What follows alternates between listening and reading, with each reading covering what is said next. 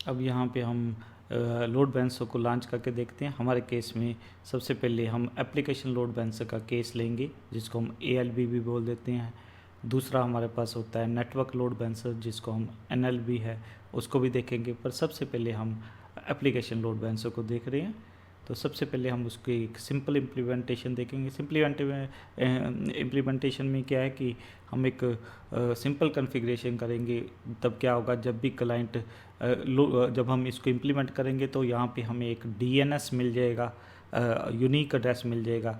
अब हम जब क्लाइंट्स को कहेंगे कि कनेक्ट ये लोड बैलेंसर का एड्रेस यूज़ करके, तो ये ट्रैफिक अपने आप राउंड रोबिन में यहाँ भेज देगा, या यहाँ भेज देगा, या यहाँ भेज देगा। सपोज़ हम लेके चल रहे हैं कि समझाने के लिए मैं लेके चलता हूँ कि हमने सपोज़ हमारे पास ये वाला लोड बैलेंसिंग का एड्रेस है WXY.Z, मीन कुछ भी जस्ट रिप्रेजेंट करने के लिए। सपोज ये हमारा लोड बैलेंसर का जो है DNS है, जो एड्रेस है। तो हम जब इसको क्लिक करेंगे, पहली बारी क्लिक करेंगे तो हो सकता है वो सर्वर 1 पे भेज दे, जैसे हम दूसरी बारी क्लिक करेंगे तो यहाँ पे भेज दे, तीसरी बारी आपका यहाँ पे भेज दे। तो ये एक सिंपल इम्प्लीमेंटेशन हो जाती है।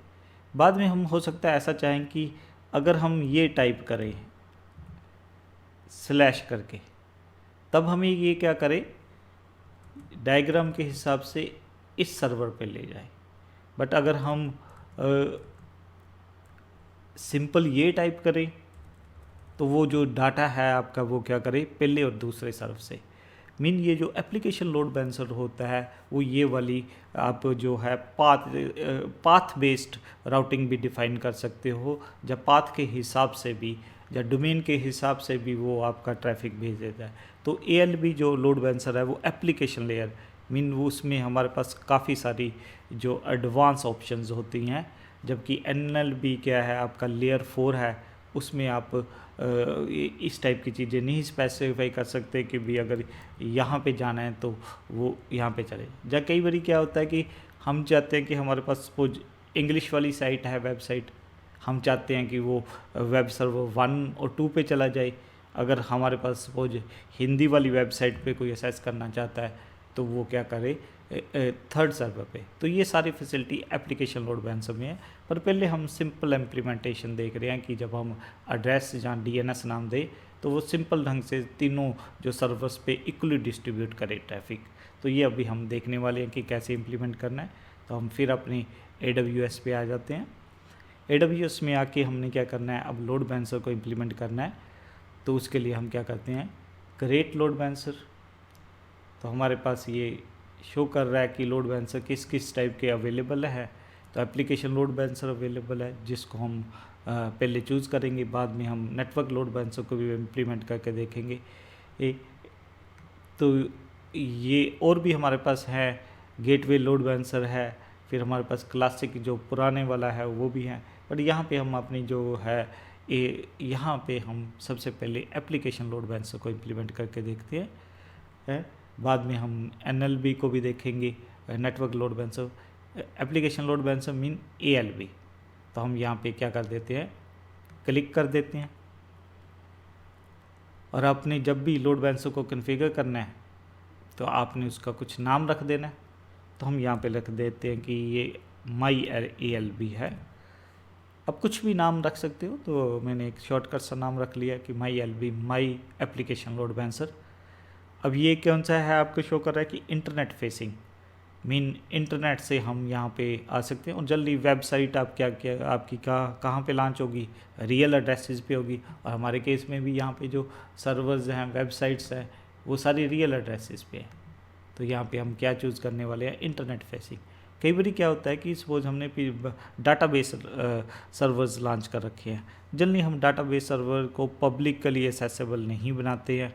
तो तब हम कौन सा यूज़ कर सकते हैं, इंटरनल लोड बैलेंसिंग। फिर एड्रेस टाइप, क्या आप IPv4 वाला है या ड्यूल स्टैकर, मीन जो दोनों को सपोर्ट करता हो, IPv4 और IPv6 को। बट हम यहाँ पे अपनी डिस्कशन कहाँ पे हम IPv4 पे लेके चलेंगे। अब अपनी जो दूसरी चीज़ आपने कॉन्फ़िगर करनी है, लिसनर। अब इसको समझना बहुत ज़रूरी है कि ये लिसनर क्या होता है। हम फिर अपनी डायग्राम पे आते हैं। तो जब हम लिसनर की बात करते हैं, अब इसकी हमें ज़रूरत नहीं है, अब इसको हम बंद कर देते हैं। लिसनर में क्या होता है हम कि अब जब हम क्लाइंट कनेक्ट करेंगे तो ये जो लोड बैलेंसर है इसी को कहीं पे लिसन करना पड़ेगा, किसी ना किसी पोर्ट के। ये लोड बैलेंसर को भी तो रिक्वेस्ट जो आ रही हैं किसी ना किसी पोर्ट पे, इसको वो रिक्वेस्ट को एक्सेप्ट करना पड़ेगा। तो वो हमारा जो है उसको हम लिसनर पोर्ट बोल देते हैं। जनरली हम इसको 80 ही रखते हैं, बट आप इसकी जगह क्या कर सकते हो, आप क्या स्पेसिफाई कर सकते हो, 80-80 भी स्पेसिफाई कर सकते हो कि भाई हमारा ये जो लिसन करे वो 80-80 पे करे। तो बाद में जब ये लिसन करेगा उसके बाद ये क्या करेगा, जहाँ इधर जहाँ इधर जहाँ इधर या तीनों जगह ही राउंड रॉबिन वेज में क्या करेगा, आपकी रिक्वेस्ट भेजेगा। तो ये हमें लिसनर पोर्ट को कॉन्फ़िगर करना है। तो बाय डिफ़ॉल्ट क्योंकि हमारे वेब सर्वर भी 80 पे चल रहे हैं, तो हम यहाँ पे जो लिसनर है उसको क्या लेके चल रहे हैं कि ये हमारा लिसनर जो प्रोटोकॉल है वो HTTP है। और हमारे पास कौन कौन से हैं, HTTPS भी है। यहाँ पे हम HTTPS की इम्प्लीमेंटेशन ही देख रहे हैं, सिंपल इम्प्लीमेंटेशन HTTP वाली देख रहे हैं।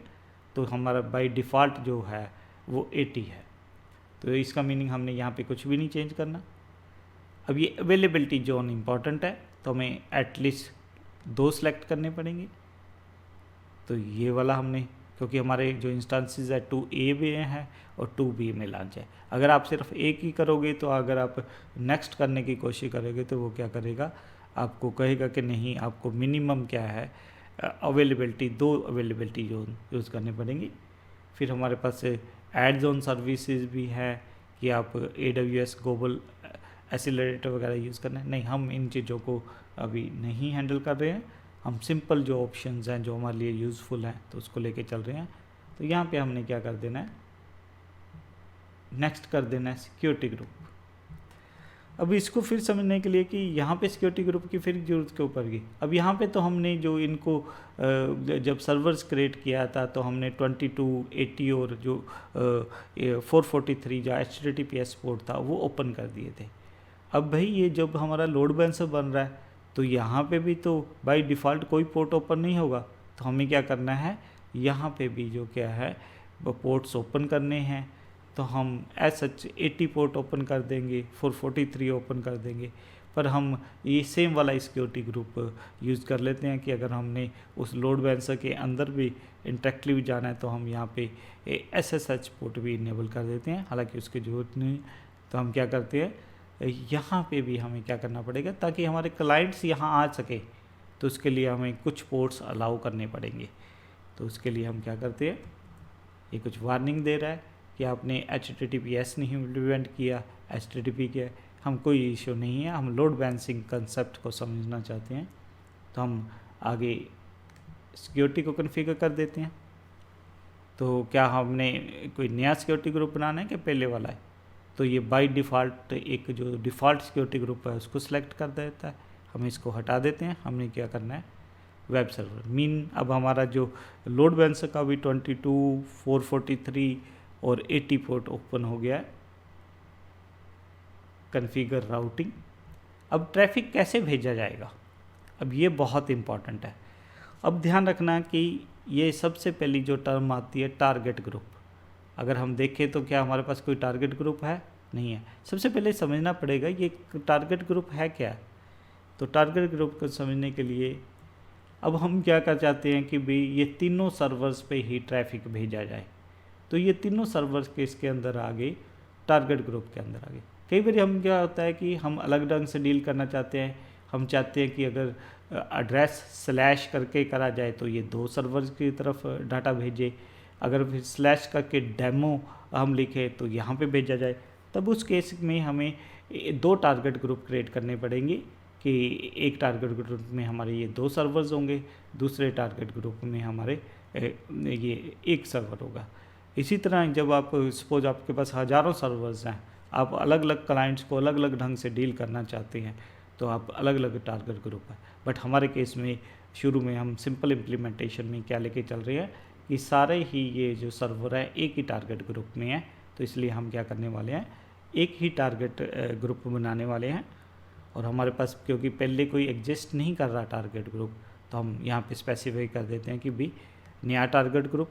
हम लोड बैलेंसर क्रिएट करने से पहले भी हमारे पास एक ऑप्शन होती है कि हम टारगेट ग्रुप क्रिएट कर ले, तो वो भी कर सकते थे। तो यहाँ पे हम अपने टारगेट ग्रुप का नाम रख देते हैं माई टारगेट। अब कुछ भी नाम लिख सकते थे। अब टारगेट टाइप आपका क्या होना चाहिए, इंस्टांस, क्योंकि हमने क्या कर रखे हैं, इंस्टांस वगैरह क्रिएट कर रखे हैं 3।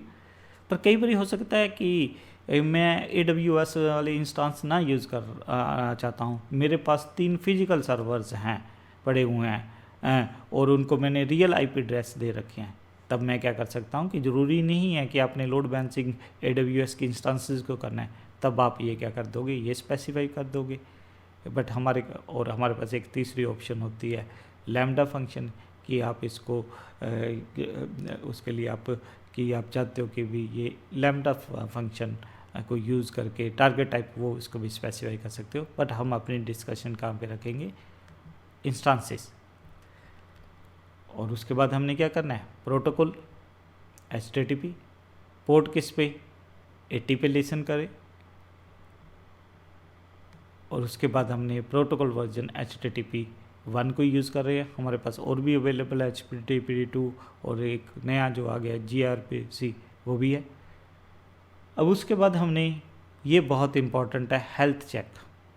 हेल्थ चेक के लिए हम कौन सा प्रोटोकॉल यूज़ कर रहे हैं, बिकॉज हमारे जो सारे सर्वर्स हैं वो HTTP प्रोटोकॉल रन कर रहे हैं, तो हम HTTP/।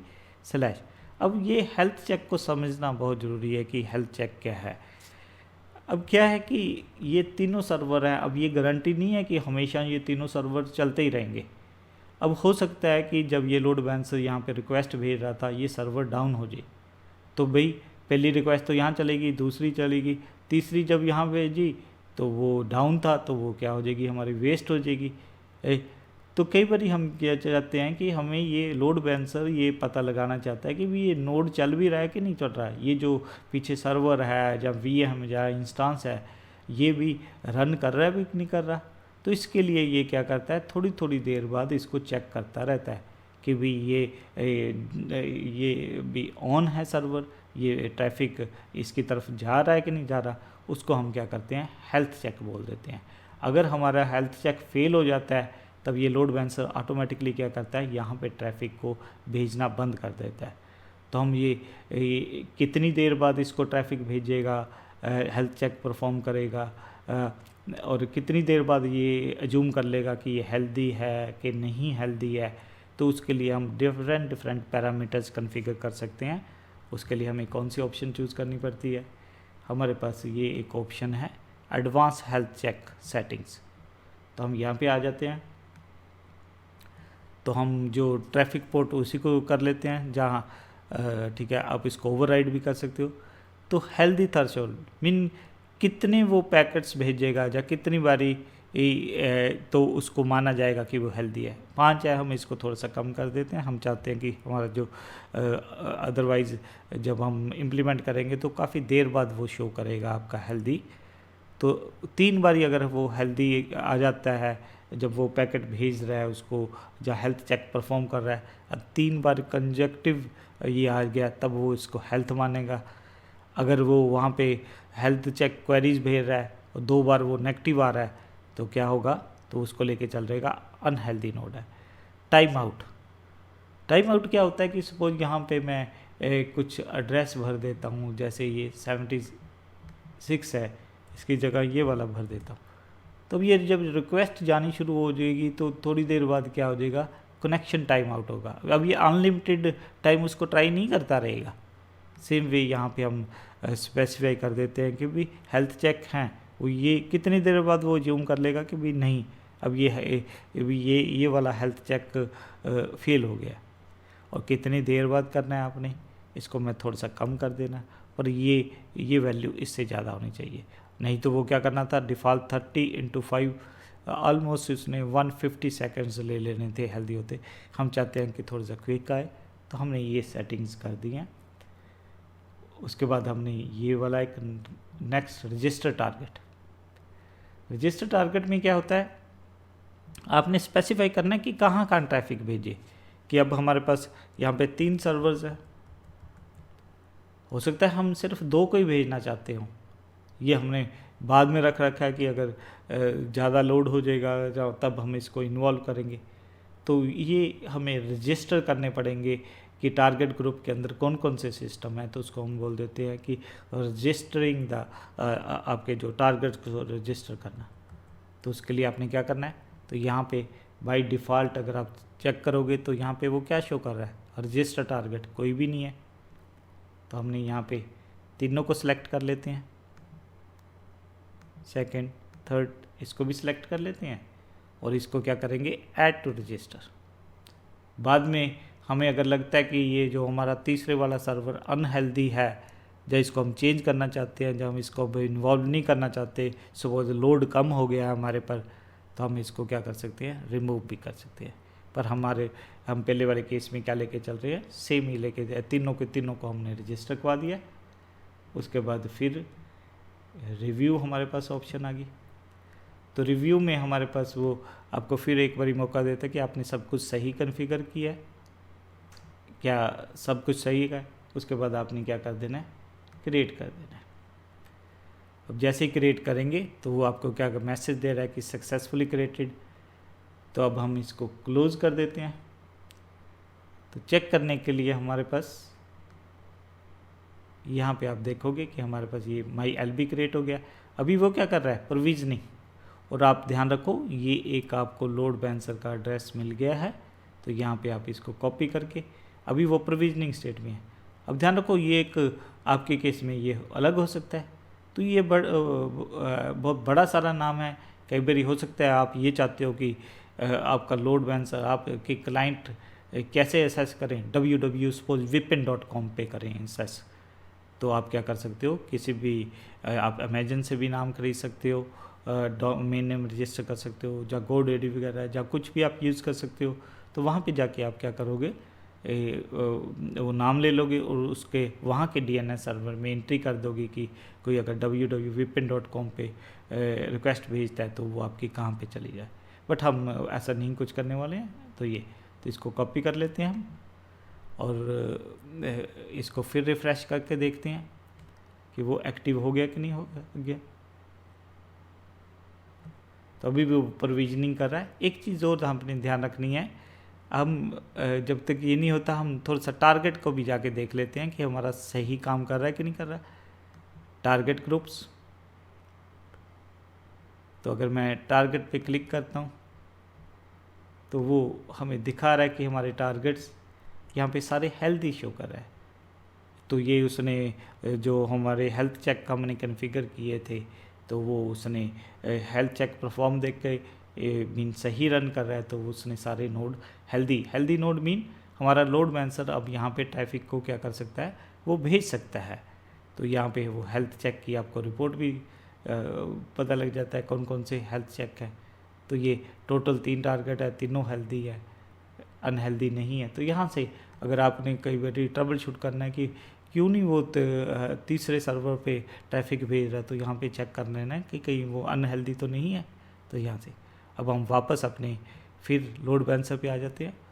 अब चेक कर लेते हैं, अब ये हमारा एक्टिव हो गया और यहाँ पे ये लिसनर शो कर रहा है। तो हम अभी इसको कॉपी कर लेते हैं अपना। तो यहाँ पे आके मैं क्या करता हूँ, टाइप करता हूँ। तो आप देखोगे यहाँ पे हमारा अभी सबसे पहले वो सर्वर 2 शो कर रहा है। फिर हम इसको रिफ़्रेश करते हैं, सर्वर 1 आ गया, सर्वर 2।